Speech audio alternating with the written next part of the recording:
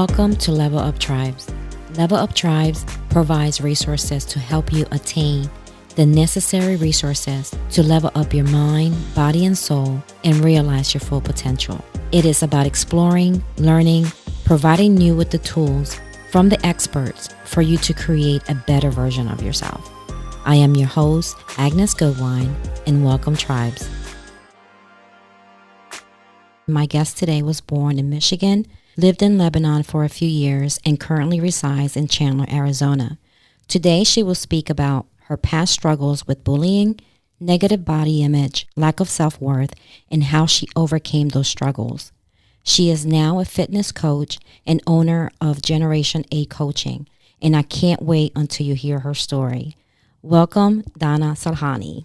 Thank you so much for having me, Agnes. It's truly an honor and a privilege to be here today. So thank you. Oh, thank you. Let's get right into it. Share with us your background and how you became interested in fitness and then how it blossomed into a career. So my background came actually from playing soccer as a child. My dad played soccer and he, got us into the routine of being active kids. I was never really in the gym though when I was younger until I had my son Carmine, who is almost 6 now. And so when Carmine was about 6 months old, when I got the okay to start working out, I said, okay, something's going to change. I want to do something differently with myself. I got a random program from bodybuilding.com. Oh my God. And it was free. I didn't want to pay for anything. I was like, just give me what you got. And so I started on that. It was very basic. I started to learn the movements, how to work out, how to lift weights, and the changes that I started to see in myself physically.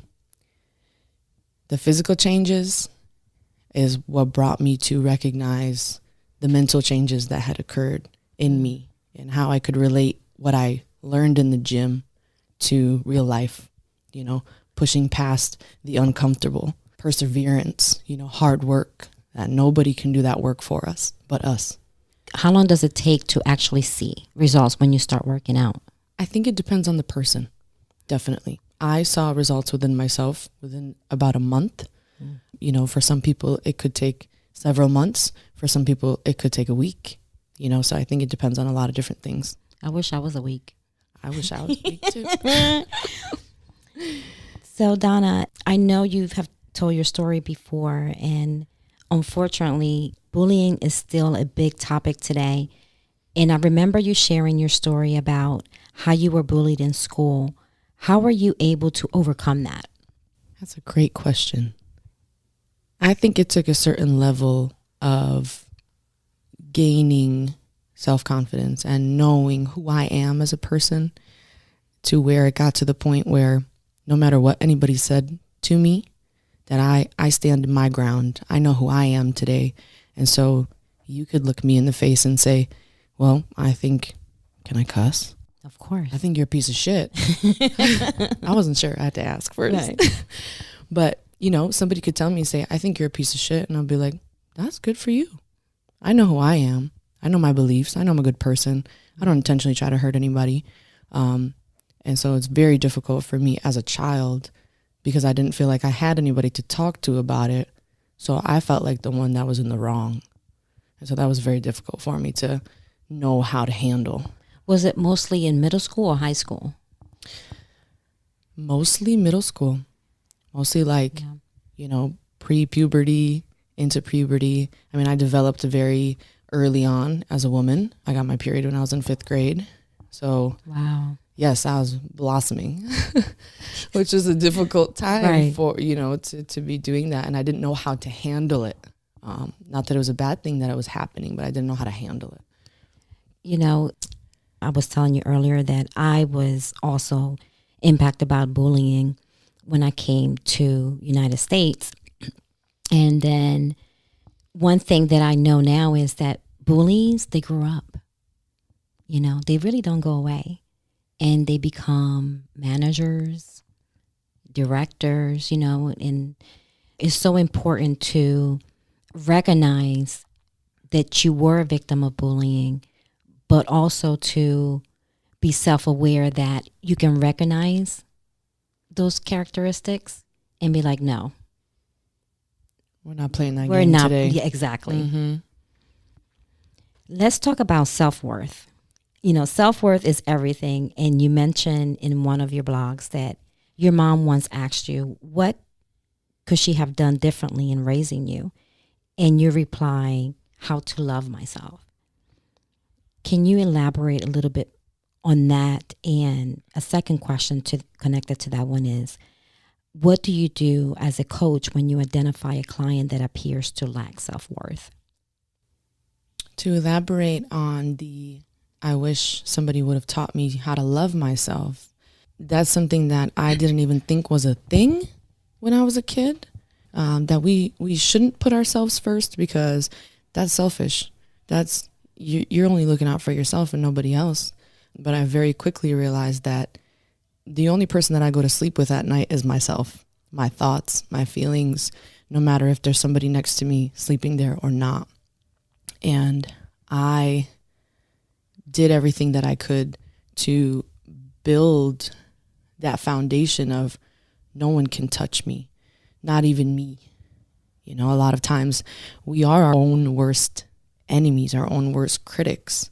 And that's something that the lack of self-worth came from me not believing that I was worthy, not believing I was worthy of having a good job, of having friends I could trust, or any fill in the blank. And when it comes to working with clients or seeing people in general, I talk to a lot of people. I have the privilege of just interacting with so many people and learning and hearing their stories. When I see somebody or I hear somebody who has been struggling with that,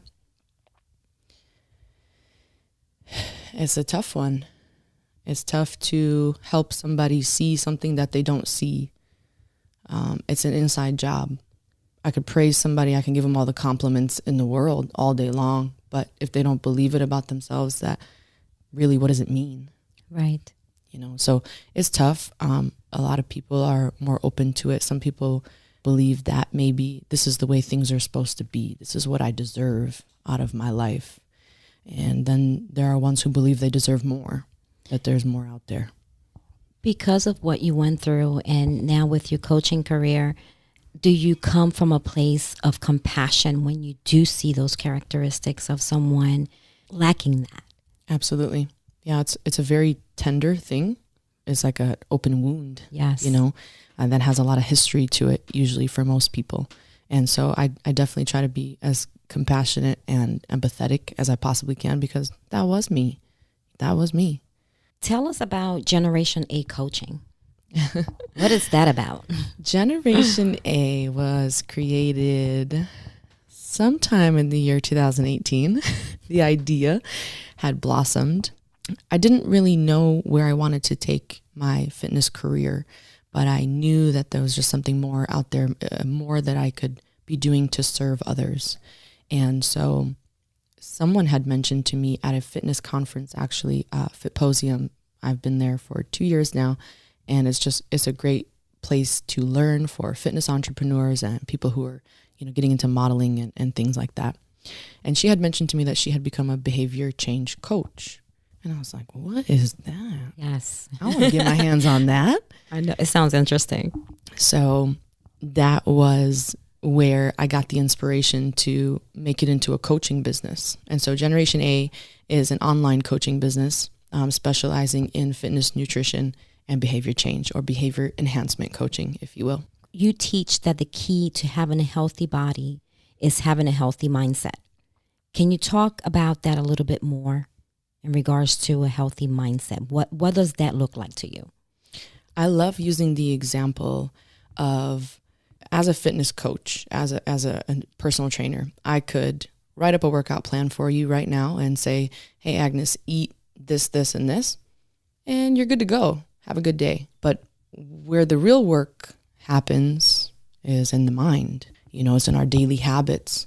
For anybody who's trying to acquire better habits, it's very important to recognize where we're at now and the road, kind of the plan to take on improving those habits. For someone who leads an inactive lifestyle with an unhealthy diet, but is ready to make a decision to become more active and change their nutrition, what are some of the tips that you would recommend that could help them get started? Be patient with yourself. Be patient with your process. Have no expectations. Oh, that one's hard. A very difficult thing to do. But have no expectations. And my advice is to start off small. Start off making small changes in your life. I believe the reason why New Year's resolutions are a bunch of bullshit, honestly, is because people find goals that are so far-fetched from what their normal life looks like right now that 3 days after doing it, they're like, I don't want to do this. This sucks. Yes. So find something that you can improve on. If you have soda in your refrigerator, try to swap out that soda for sparkling water or something, to make an improvement. But start off small, and over time, you'll start to recognize that those small steps that you took will add up to huge, remarkable changes. Great advice. When I started working out seriously, like a year ago, I thought I was working out before that, but that wasn't called working out.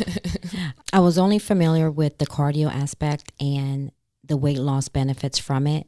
But how important would you say is implementing a weight resistant training program in addition to the cardio? Oh gosh, it's so important. So important. I am one that preaches balance, having balance. You see just old bodybuilder dudes that when they're 50, 60 years old, they can't lift their arm up above their head because of all the, muscle trauma and everything that has happened over the years. Lack of flexibility, lack of balance in their workout regimen. So working out with a proper strength program really helps us to burn more fat, quicken the metabolism, just speed up the process, because the more muscle you build, the more calories your body's burning on a day-to-day basis. So it helps, it aids. It's kind of like that, the partner in crime to go with a cardio training program.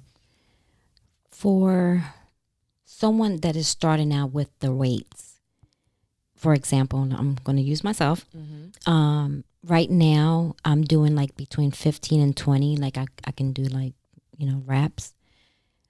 When do I push myself to say, you know what, you've held those 20s for weeks now. It's time to move on. But then I'm afraid that I'm not going to perfect the motion, because I'm all about doing it correctly because I don't want to get hurt.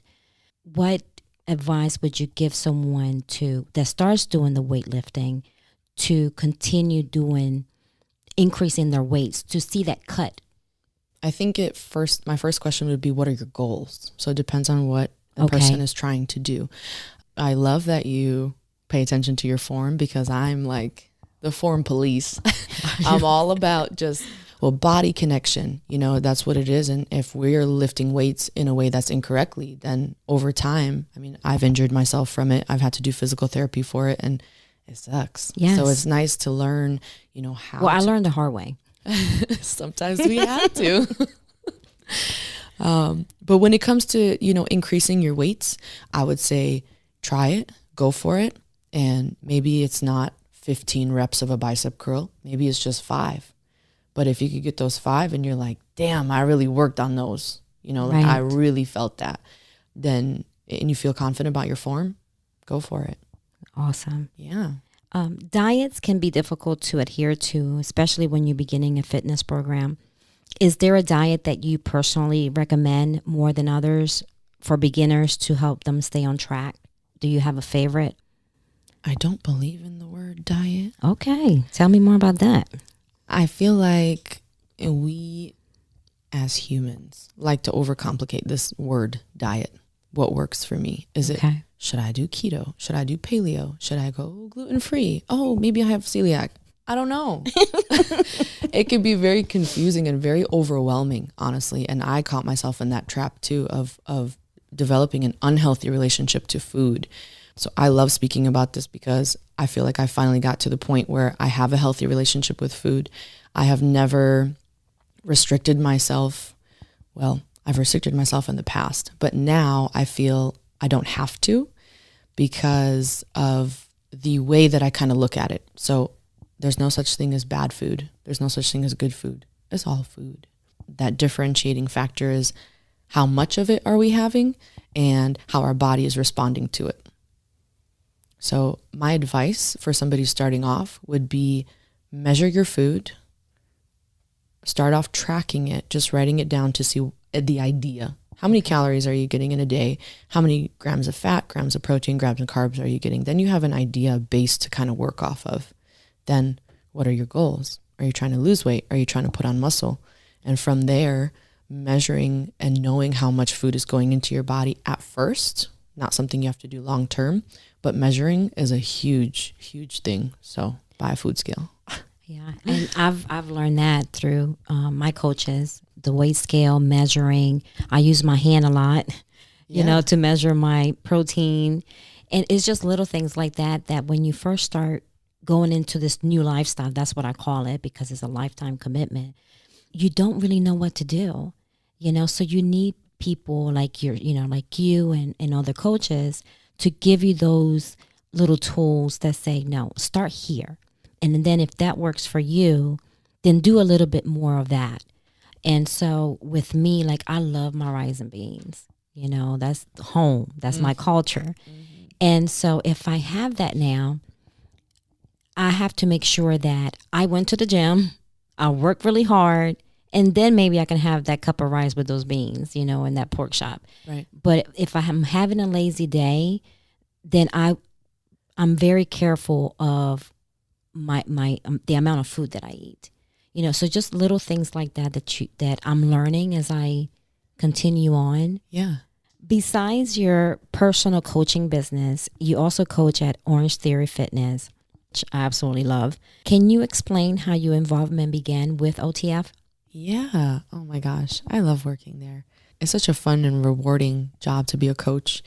I started off there because one of my brother's ex-girlfriends actually worked the front desk and she knew my situation. I was recently single and I was, you know, going from one-on-one training, which if you've ever done it or you've ever heard about it, it's you're working harder, not smarter, you know, so I wanted something different and something that was going to allow me to support my son, being a single mother at the time.